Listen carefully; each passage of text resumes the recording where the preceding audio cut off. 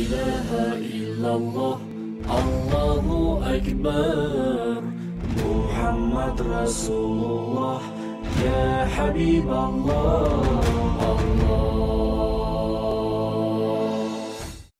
আসসালামু আলাইকুম রহমতুল্লাহি ওয়া বারাকাতুহু। আলহামদুলিল্লাহি রাব্বিল আলামিন ওয়াসসালাতু ওয়াসসালামু আলা রাসূলিহিল আমিন ওয়া আলা আলিহি ওয়া আসহাবিহি আজমাইন, আম্মা বা'দ। প্রিয় দর্শক, প্রত্যেককে আন্তরিক প্রীতি এবং শুভেচ্ছা জানিয়ে শুরু করছি আপনাদের প্রিয় অনুষ্ঠান এনটিভির বিশেষ আয়োজন বরকতময় সাহারি। দর্শক, বরকতময় সাহারি অনুষ্ঠানে আমরা আজকেও কোরআনুল কারীমের তেলাওয়াত এবং তার সংক্ষিপ্ত তাফসিরের মাধ্যমে শুরু করব ইনশাআল্লাহ।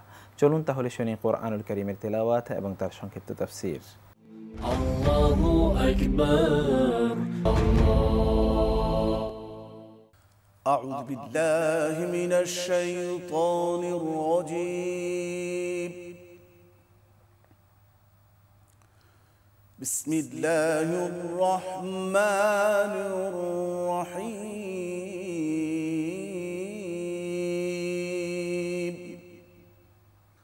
قال لن أرسله معكم حتى تؤتون موثقا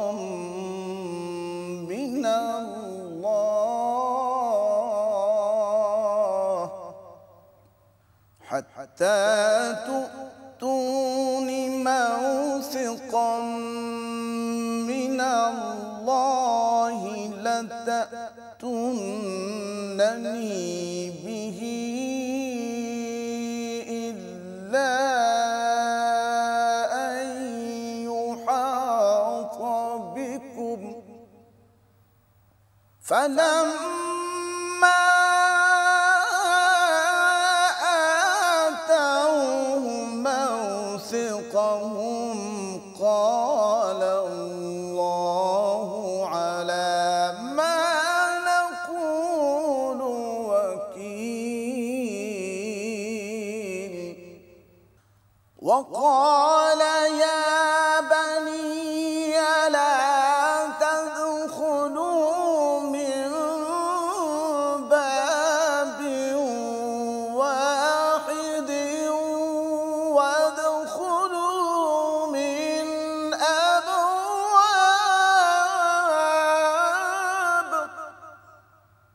وادخلوا من أبواب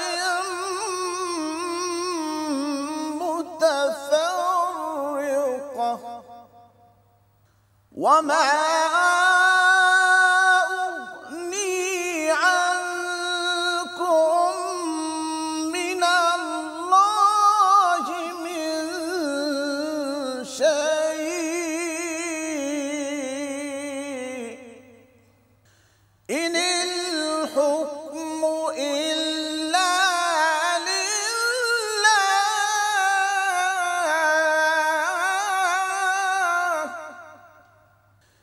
إن الحكم إلا لله عليه توكلت وعليه فليتوكل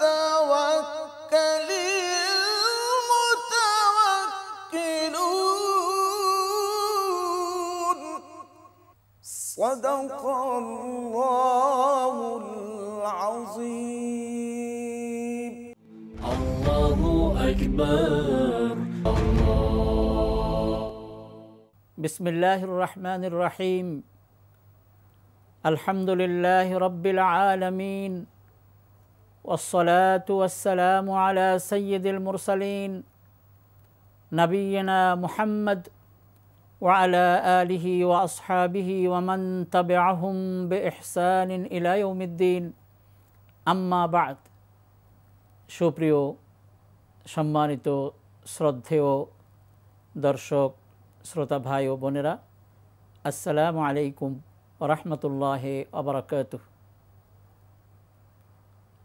বরকতময় সাহরি অনুষ্ঠানে আপনাদের সকলকে সাদর আমন্ত্রণ জানাচ্ছি।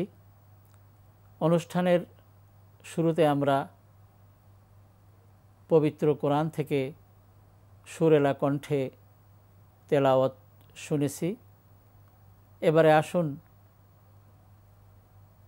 কোরআনে কারীমের আহসানুল কাসাস যাকে বলা হয়েছে, কাহিনীসমূহের মধ্যে সবচেয়ে উত্তম কাহিনী সম্বলিত যে সূরাত ইউসুফ, এই সূরার ৬৬ নম্বর আয়াত এবং ৬৭ নম্বর আয়াতের আলোকে আমরা আপনাদের খেদমতে কিছু কথা পেশ করব ইনশাআল্লাহ।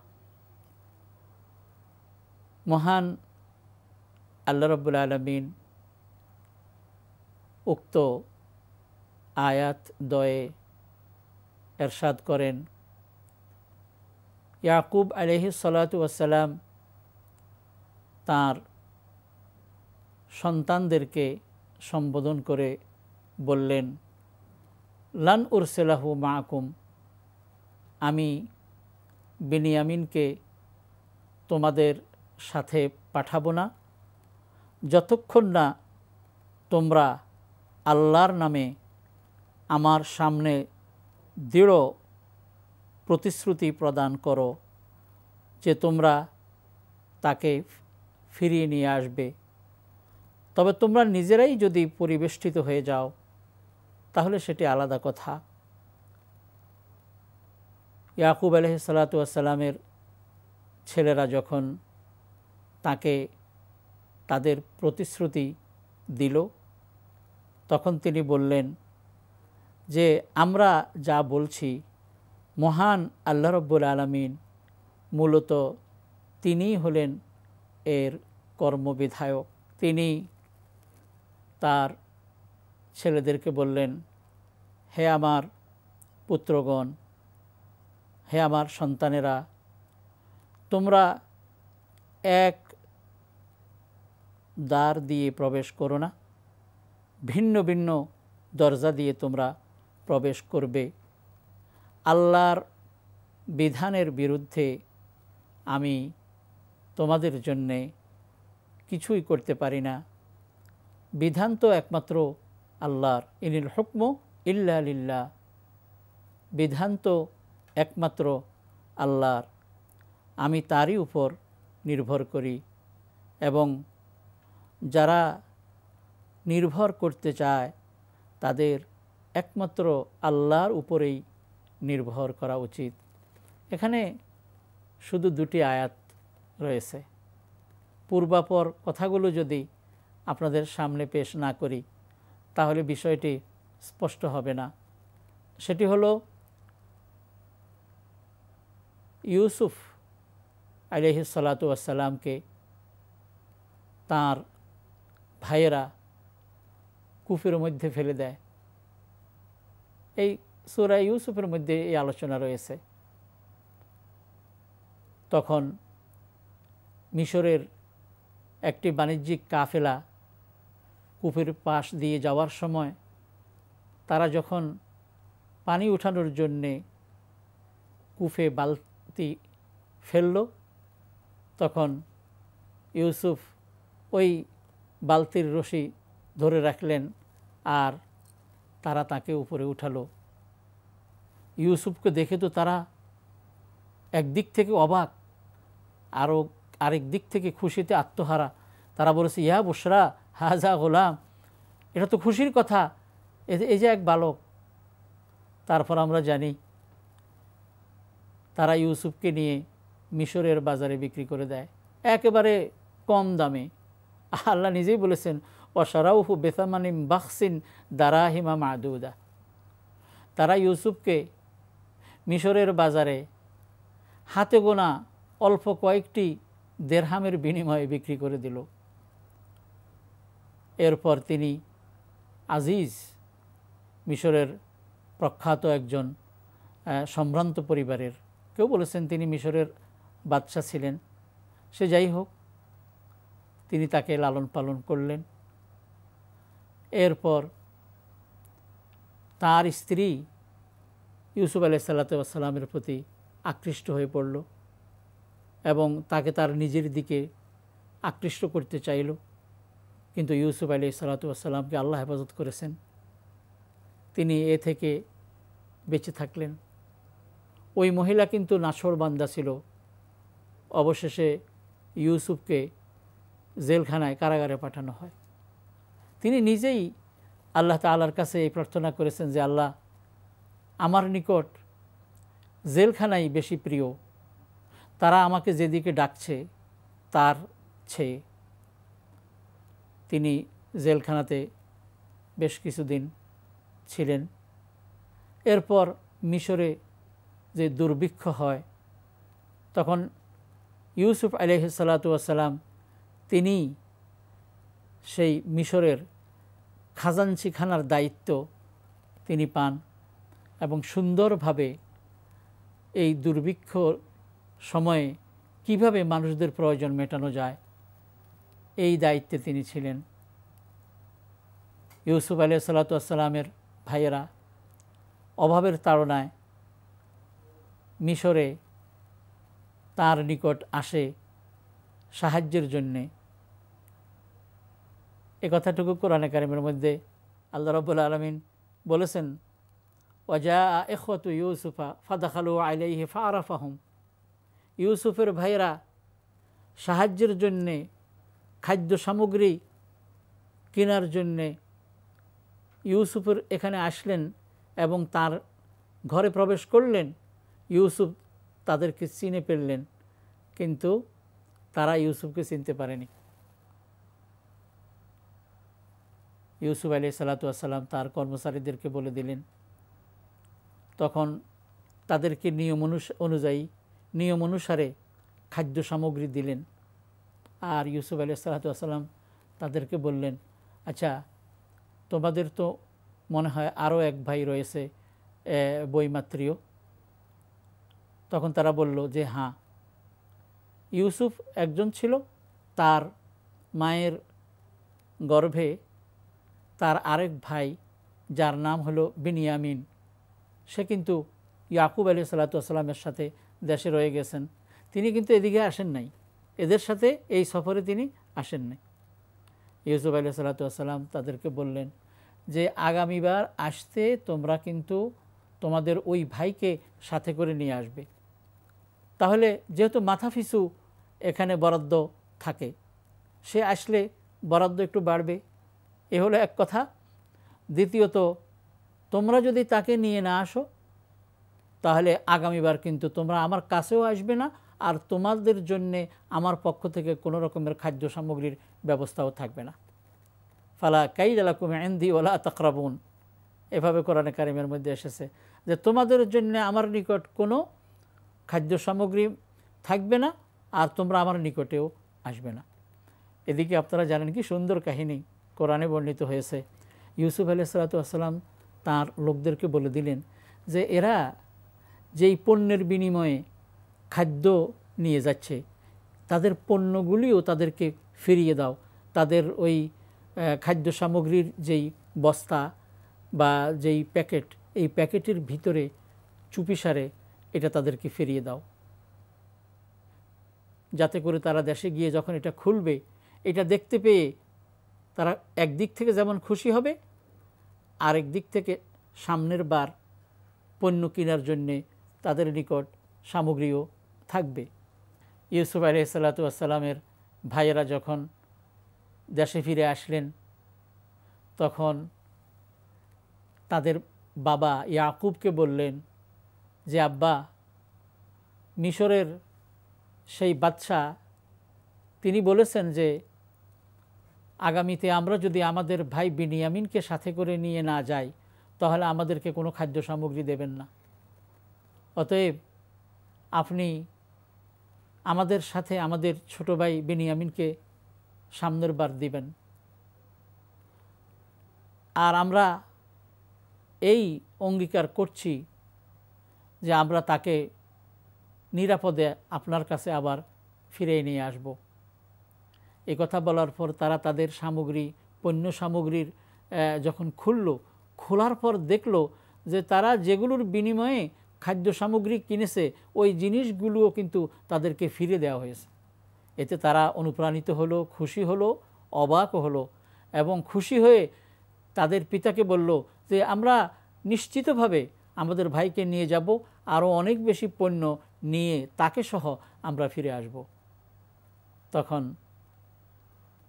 ইয়াকুব আলাইহিস সালাতু ওয়াস সালাম বললেন যে না, আমি কখনো বিনিয়ামিনকে তোমাদের সাথে দেব না যতক্ষণ না তোমরা আল্লাহর নাম নিয়ে শপথ করে আমার কাছে অঙ্গীকারাবদ্ধ হবে যে তোমরা আবার তাকে নিরাপদে ফিরিয়ে নিয়ে আসবে।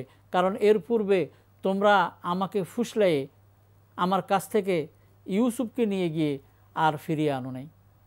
এই কথাটুকুই আমার প্রিয় ভাই বোনেরা, আজকের যে দুটি আয়াত, এই আয়াতগুলোর প্রথম আয়াতে এই কথাই বলা হয়েছে। ইয়াকুব আলাইহিস সালাতু ওয়াস সালাম বলেন, কাল আলান উরসিলাহু মাআকুম, তিনি বলেন আমি অবশ্যই বেনিয়ামিনকে তোমাদের সাথে পাঠাবো না, হাত্তা তুতুনে মাউসিকাম মিনাল্লাহ, যতক্ষণ না তোমরা আল্লাহর পক্ষ থেকে আমার নিকট দৃঢ় অঙ্গীকার ব্যক্ত করো, ওয়াদা করো যে লাতাতুন্নানি বিহি, অবশ্যই তোমরা বিনিয়ামিনকে নিরাপদে আবার আমার কাছে নিয়ে আসবে, ও ইউসুফের মতো করবে না। ইল্লা আন ইউহাতা বিকুম, ইয়াকুব আলাইহিস সালাতু ওয়াস সালাম সাথে সাথে অবশ্য আরেকটি কথা বলেছেন, তবে তোমরা নিজেরাই যদি পরিবেষ্টিত হয়ে যাও, অবরুদ্ধ হয়ে যাও, আটকা পড়ে যাও, তাহলে তো সেটি আলাদা কথা। নইলে স্বাভাবিক অবস্থায় তোমরা বিনিয়ামিনকে ফিরিয়ে নিয়ে আসবে, এমন ওয়াদা করলে পরেই আমি বিনিয়ামিনকে তোমাদের সাথে পাঠাবো। তারাও এই ওয়াদা করেছে, এই অঙ্গীকার করেছে, প্রতিশ্রুতি দিয়েছে ইয়াকুব আলাইহিস সালাতু ওয়াস সালামকে যে আমরা অবশ্যই তাকে নিয়ে আসব। তখন ইয়াকুব আলাইহিস সালাতু ওয়াস সালাম বললেন যে আমরা তো একটা পরিকল্পনা করি, একটা সিদ্ধান্ত আমরা নেই, কিন্তু এই সব কিছুর উপরে তত্ত্বাবধায়ক হিসেবে, কর্মবিধায়ক হিসেবে রয়েছেন মহান আল্লাহ রাব্বুল আলামিন।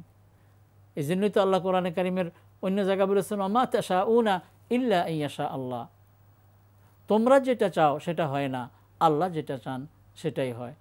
আমি তো তোমাদেরকে এভাবে বলেছি যে তোমরা তাকে ফিরিয়ে নিয়ে আসবে নিশ্চিতভাবে, কিন্তু আল্লাহ রাব্বুল আলামিনের ফয়সালা যদি অন্যটা হয় তাহলে তো সেটা তোমরাও কিছু করতে পারবে না, আর আমিও কিছু করতে পারবো না। আর সকল ফয়সালা তো একমাত্র আল্লাহর পক্ষ থেকে হয়ে থাকে।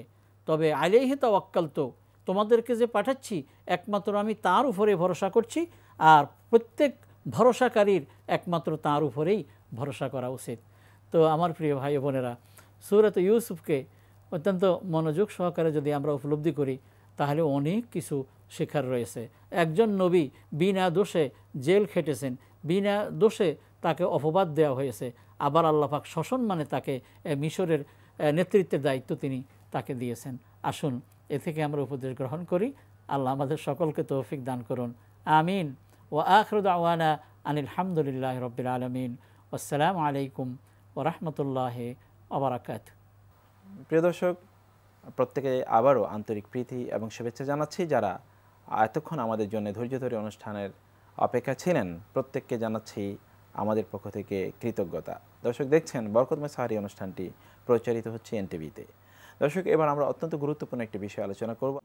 আল্লাহু আকবার, সিয়ামের বৈশিষ্ট্য এবং বিশেষত্ব।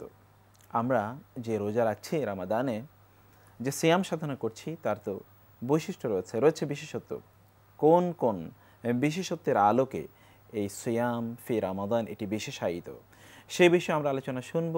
আর এ বিষয়ে আমাদের সাথে আলোচনায় আজকে অংশগ্রহণ করেছেন বাংলাদেশের প্রথিতযশা ইসলামী চিন্তাবিদ, শিক্ষাবিদ এবং উত্তরখান ইসলামী শিক্ষা ও সংস্কৃতি ইনস্টিটিউটের সম্মানিত প্রতিষ্ঠাতা পরিচালক জনাব শেখ আকরামুজ্জামান বিন আব্দুস সালাম। আসসালামু আলাইকুম। মোহতারাম, আপনি কেমন আছেন? জি আলহামদুলিল্লাহ, আল্লাহ ভালো রাখছে। জি আহলান সাহলান, আমাদের স্টুডিওতে আপনাকে স্বাগত জানাচ্ছি। ওয়াফাকুমুল্লাহ, বারাকাল্লাহু ফিকুম। মোহতারাম, যে বিষয়ে আমরা আলোচনা একটু শুরু করতে চেয়েছি তা হচ্ছে সিয়ামের বিশেষত্ব, বৈশিষ্ট্য। আমরা একটু যদি আপনার কাছে প্রথমত জানতে চাই যে সিয়াম বলতে আমরা কি বুঝি এবং সিয়ামের আসলে বৈশিষ্ট্য কি? সিয়াম সাধনার মাসে আমরা সিয়াম সাধনা করে যাচ্ছি। এই সিয়ামের বিরাট বিশেষত্ব আছে,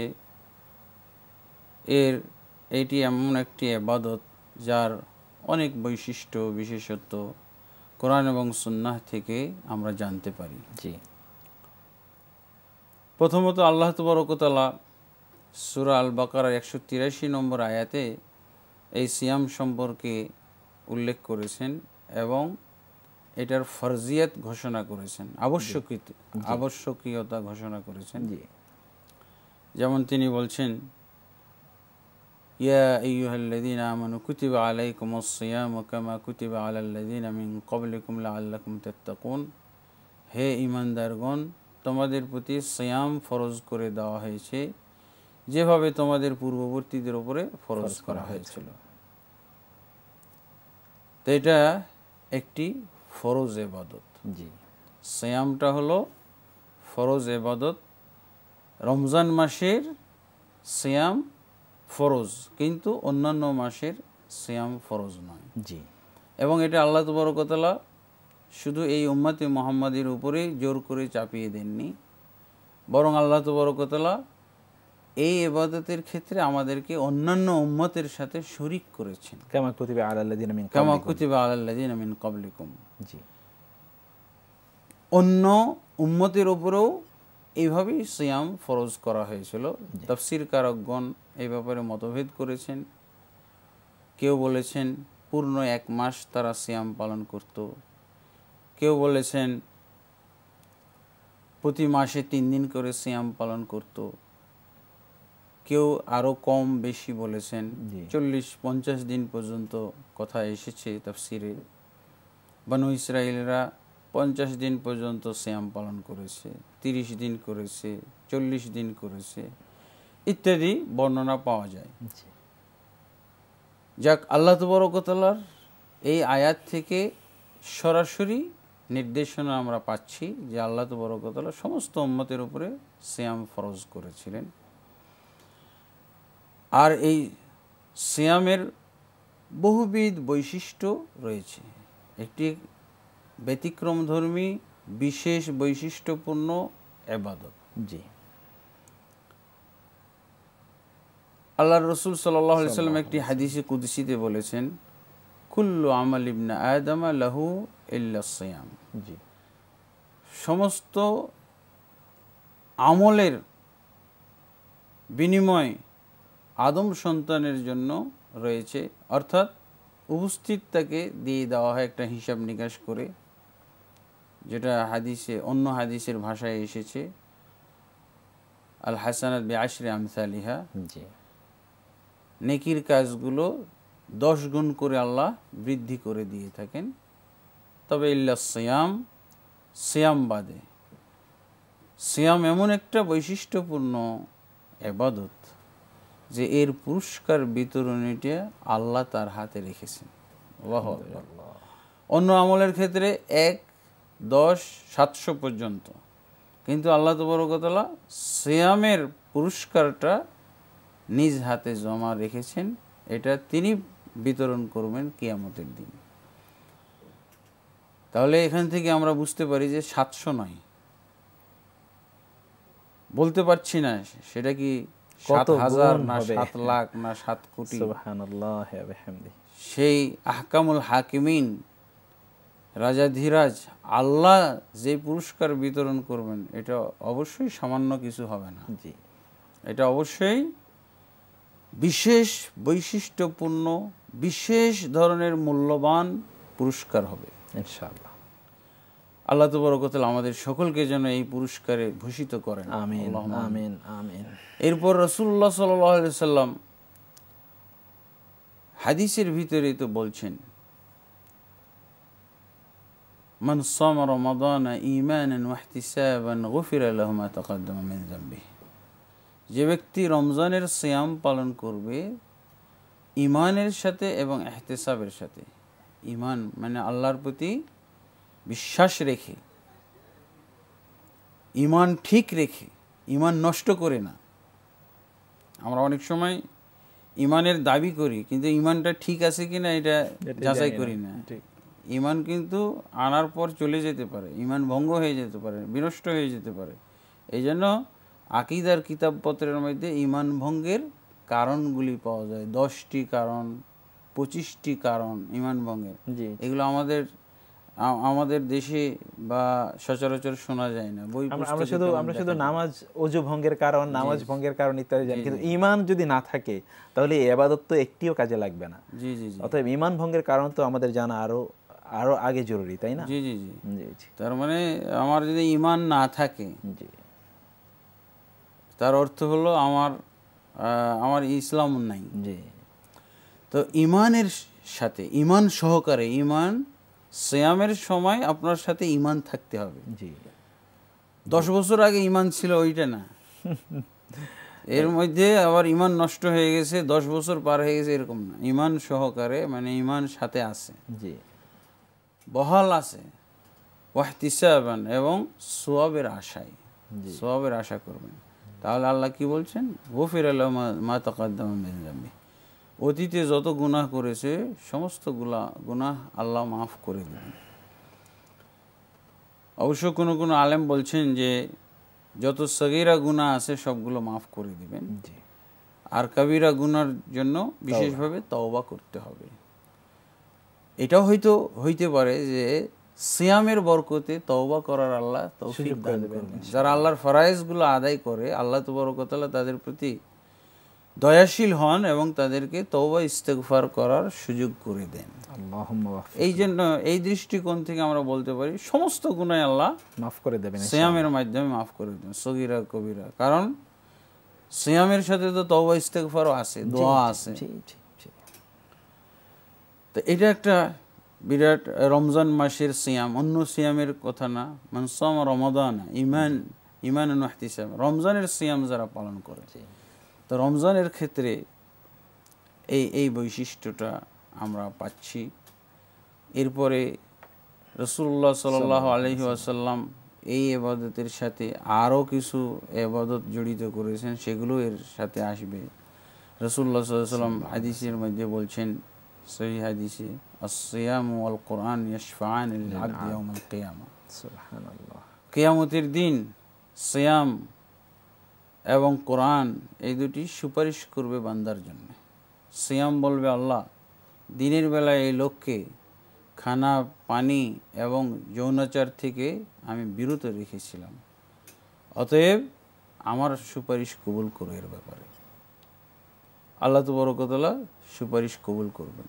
এমনিভাবে এই রমজানের বিশেষ একটা আমল হলো কোরআন তেলাওয়াত।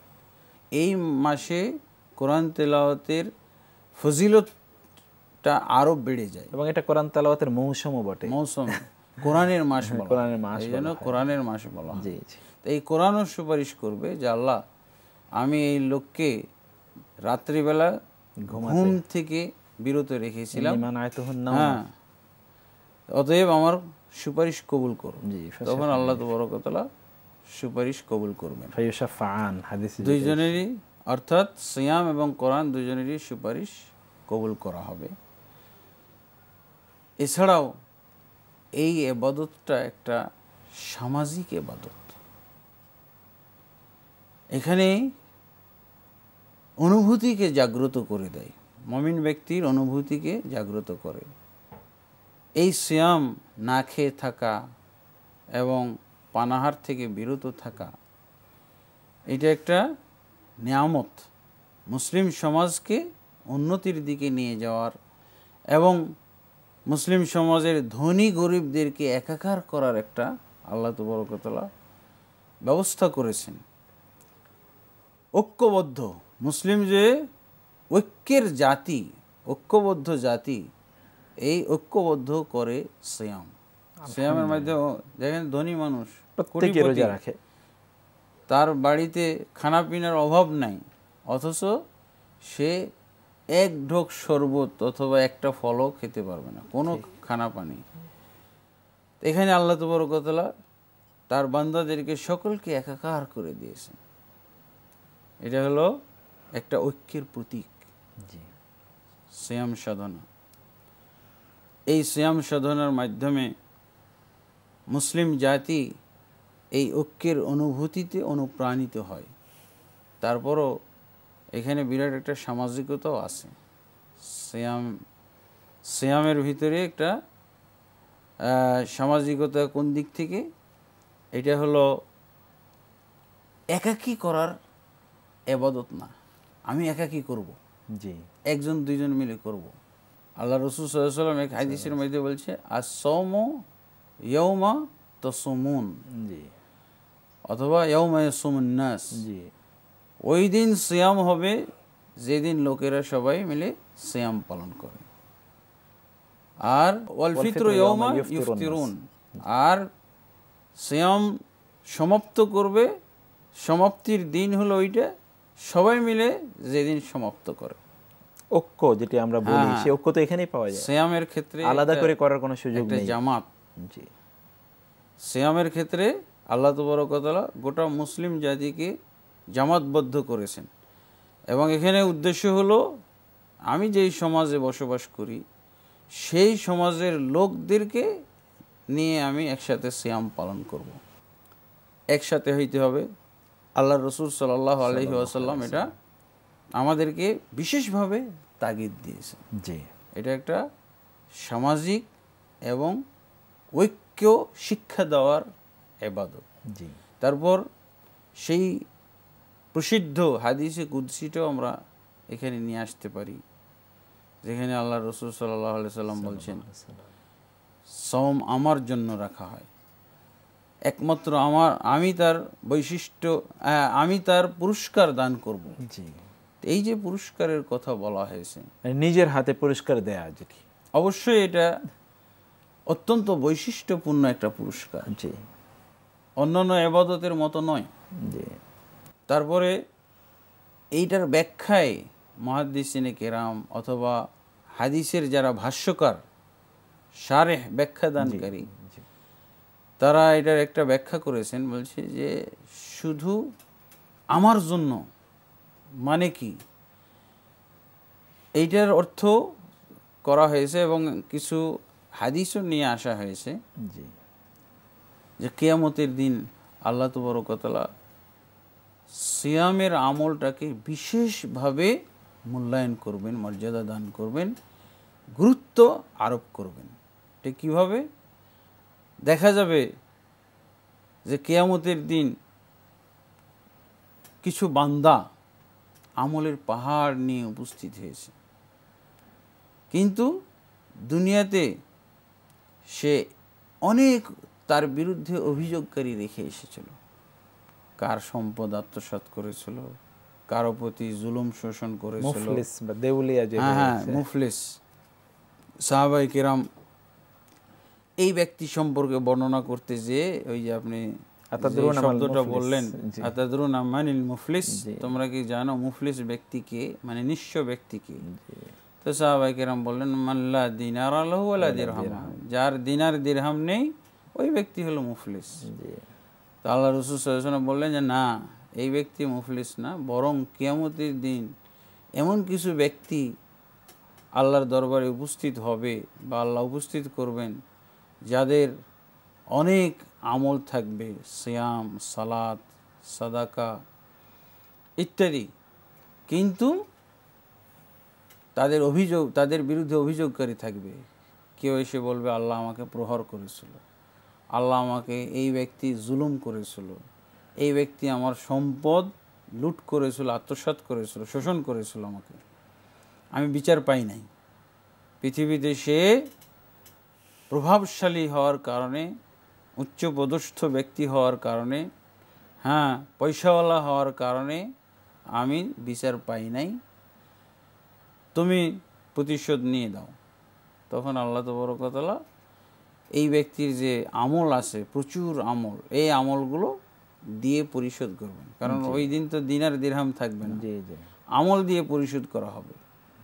আমল দিয়ে পরিশোধ করতে করতে দেখা যাবে যে আমল শেষ, কিন্তু অভিযোগকারী শেষ হয় নাই, অভিযোগকারী আসতেই আছে। তখন আর তো আমল নাই, অভিযোগকারীদের গুনাহগুলো এবার তার উপরে আমলনামায় দেওয়া হবে। ইন্না লিল্লাহি ওয়া ইন্না ইলাইহি রাজিউন। লা হাওলা ওয়ালা কুওয়াতা ইল্লা বিল্লাহ। অভিযোগকারীদের গুনাহগুলো এর উপরে চাপানো হবে, অভিযোগকারীদের গুনাহ নিয়ে এসে যাবে জাহান্নামে, আর অভিযোগকারীরা তার নেকি নিয়ে জান্নাতে যাবে।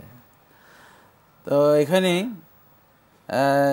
তাফসীর কারকগণ বা হাদিসের শারেহগণ লিখেছেন সিয়াম নামক আমল দেওয়া হবে না, এটাই শুধু থেকে যাবে। হ্যাঁ, এই আমলটা আল্লাহ তো ওই যে আমার এই জন্য হাদিসের এই আমল আমার জন্য করা হয়েছে, আসিয়ামু লি ওয়া আনা আজিজি বিহি, আমার জন্য রাখা হয়েছে, অতএব আমি এর পুরস্কার দান করব।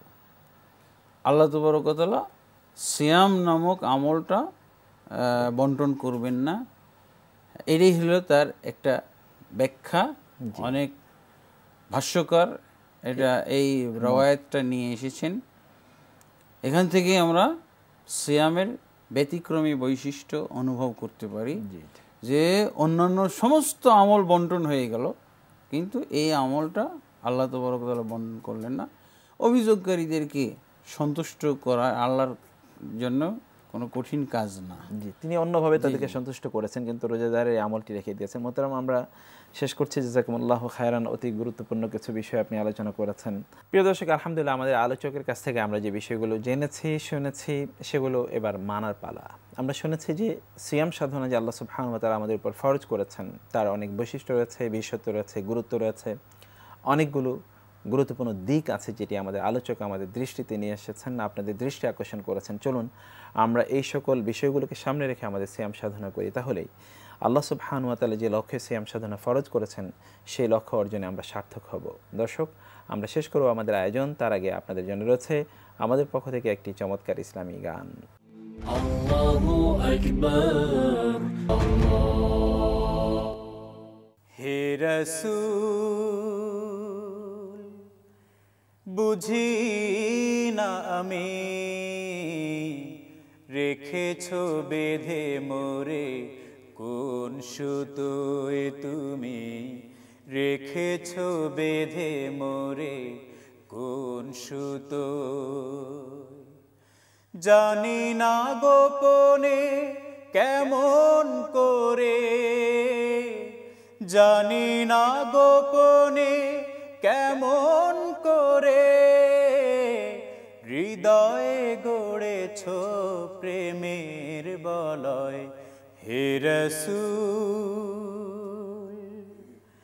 বুঝি না আমি রেখেছো বেঁধে মোরে কোন সুতোয় তুমি, রেখেছো বেঁধে মোরে কোন সুতোয়। তোমারি নামে আনন্দে দুলি, তোমারি নামে দুনিয়া ভুলি, কি জাদু রাখা এই নামেতে। তোমারি নামে আনন্দে দুলি, তোমারি নামে দুনিয়া ভুলি, কি জাদু রাখা এই নামেতে। খোদার পরশে যে নাম আরশে, খোদার পরশে যে নাম আরশে, নাম মুহাম্মদ শুধু মধুময়। হে রাসূল, বুঝি না আমি রেখেছো বেঁধে মোরে কোন সুতোয় তুমি, রেখেছো বেঁধে মোরে কোন সুতোয়। স্বার্থবিহীন ছিলে চিরদিন তুমি, ইনসাফের প্রতীক। কুল আলমের শ্রেষ্ঠ নেয়ামত তুমি যে প্রাণের অধিক। তুমি প্রিয়তম আমেনানন্দন, কুল মুসলিমের হৃদয় স্পন্দন। তুমি বিনে সবই অন্ধকার।